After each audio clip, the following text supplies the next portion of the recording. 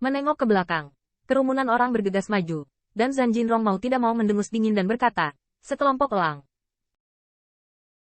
Tak perlu dikatakan, ini sepertinya seseorang dari dunia barat. Melihatnya, tenaga kerja di dunia peperangan barat sama dengan 1000 bukit. Total ada 33 orang, satu lebih banyak dari Northern Warfare World.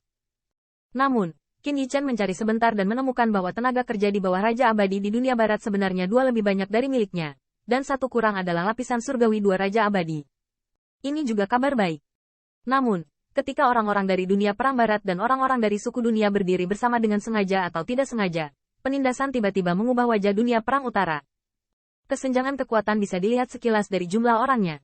Raja Abadi, dipimpin oleh Gao Ling dan dunia perang barat, melawan Jinrong dengan dingin tersenyum dan berjalan ke samping. Gao Ling bahkan membunyikan transmisi. Kakak Chen, perhatikan baik-baik, ketika waktunya tiba, jangan lepaskan. Pemimpin perang dunia barat, bernama Chen Yexiong, melirik sebentar, dan mengingat wajah semua orang di utara, bahkan tanpa mengingat bahwa pasti ada cara untuk membedakan kedua belah pihak.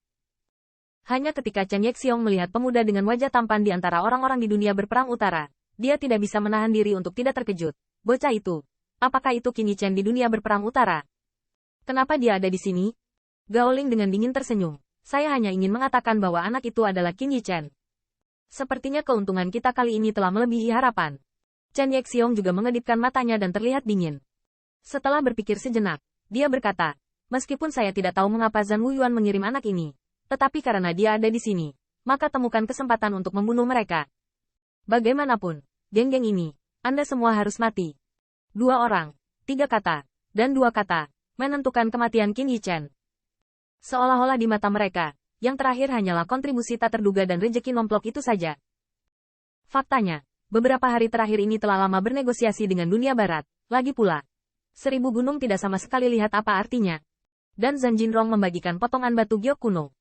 Qin Yichen menerima potongan seukuran kuku, dan sebelum menyembunyikannya, dia merasakan tepukan lembut di bahunya. Qin Yichen, ayo bertemu lagi. Memutar kepalanya, tepatnya 1000 kaoru yang tersenyum seperti bunga. Qin Yichen terkejut.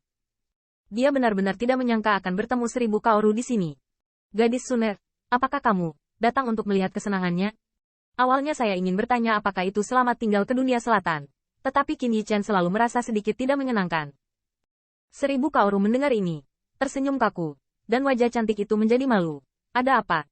Nona ini, seperti kamu, juga akan menjelajahi rahasia batu giok kuno. Anda? Qin Yichen mengerutkan kening.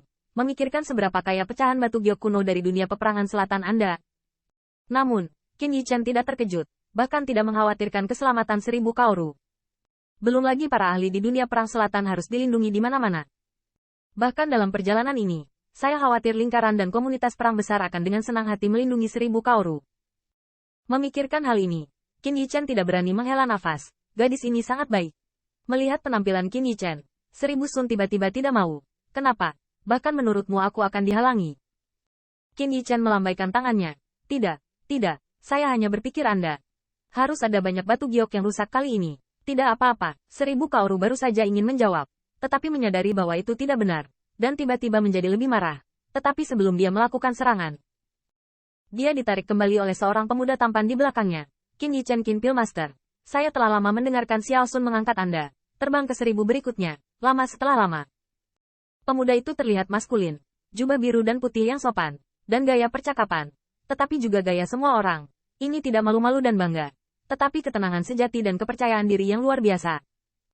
1000 kaoru melengkungkan bibir. Perkenalkan, ini kakak laki-laki saya, 1000 Fei Zeng. Ternyata itu adalah kakak laki-laki kaoru. Qin Yichen tersenyum dengan kepalan lengkung. Fei Zeng Xiong, panjang dan panjang. 1000 Fei Zeng sangat akrab, setidaknya di depan Qin Yichen. Tertawa dan tertawa. Omong-omong, saya juga ingin berterima kasih kepada saudara Qin.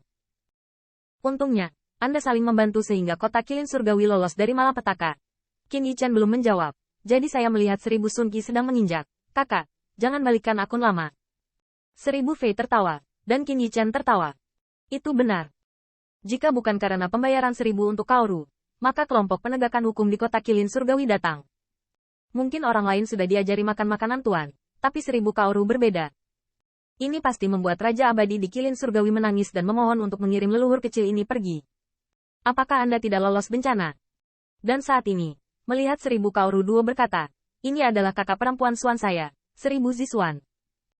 Melihat Qin Yichen, wanita di depannya benar-benar berbicara namanya berbicara sendiri, seperti Zixuan Huaying, tinggi dan montok, mirip dengan 1000 Kasumi memiliki beberapa poin, tetapi berbeda dari yang sebelumnya.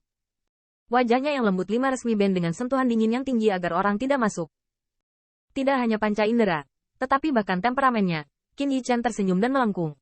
Nona muda Zixuan, Jiu Yang. Dibandingkan dengan 1000 antusiasme yang bersemangat, 1000 Zixuan terlihat jauh lebih dingin. Tetapi kesopanan seharusnya tidak semuanya salah. Ketika Qin Yichen mengobrol dengan 1000 Sun, dia juga menemukan bahwa 1000 Fei adalah persis 1000 kekuatan Zixuan, yang cukup dalam, dan harus ada rasa keterasingan. Tapi 1000 Fei memberi Qin Yichen perasaan, setidaknya tidak kurang dari Lin Huaxian dan senior Immortal Monarch 2 Heavenly Layer lainnya. Pada pandangan pertama, Qin Yichen memperoleh banyak wawasan, dan diam-diam merasa bahwa benua daratan benar-benar tersembunyi naga dan harimau yang berjongkok. Lagi pula, klan-klan memiliki jenius yang ganas seperti Tuan Kaisar dan dinasti Ming, dan 1000 Fei jelas tidak sederhana. Lagi pula, itu adalah putra tertua 1000, dan pasti akan menjadi pilar perang selatan. Tapi saya tidak tahu. Penampilan Qin Yichen dan 1000 Kaoru berbicara dan tertawa membuat klan dan dunia barat terlihat cukup cemburu. Kenapa, bocah ini, bisakah kamu berteman dengan 1000 Jin Ziyue? Jika hanya karena roh primordial peri itu, kuncinya adalah mereka sudah saling kenal. Ini membuat Gao Ling sangat marah. Bahkan untuk Sun Sun, saya sedikit kesal. Anda mengatakan bahwa Anda menghormati 1000 cabang dan daun emas, dan Anda tidak tahu membawa uang ketika Anda melarikan diri. Jika tidak demikian, mengapa Qin Yichen dengan keras kepala harus ada di level 1000? Selain kecemburuan, mata Gao Ling memancarkan niat membunuh. Tunggu, bahkan jika kamu membiarkan 1000 gadis mengingatnya, dewamu masih akan membuatmu frustrasi. Beberapa saat kemudian, tim Iswar World juga tiba.